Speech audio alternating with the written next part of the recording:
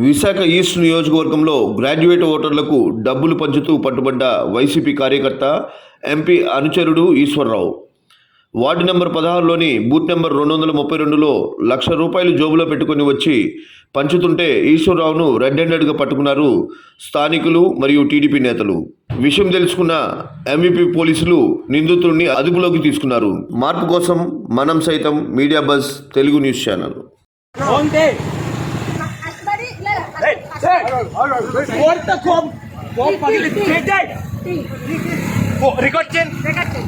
డబ్బులు కట్టలతో దొరుకుతా ఎవడు నువ్వు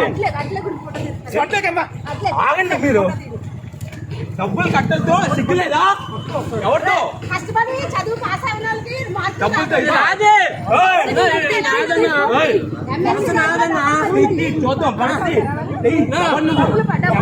చెప్పు, నేను అన్ని చెప్తాను. నాదే సంబంధం లేదు. నేను వస్తానన్నా, స్టేషన్కి వస్తాను. వదులుతారా? పట్టుకో, ఇది స్టేషన్కి వస్తాను. స్టేషన్కి వస్తానన్నా, నేను వస్తాను. స్టేషన్కి వస్తాను అన్నాడు. డబ్బులు పంచుతున్నారు చూడండి, డబ్బులు వాటర్లు కొంటున్నారు.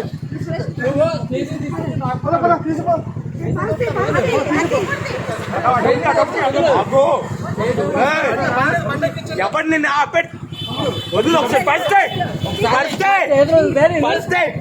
రాముకు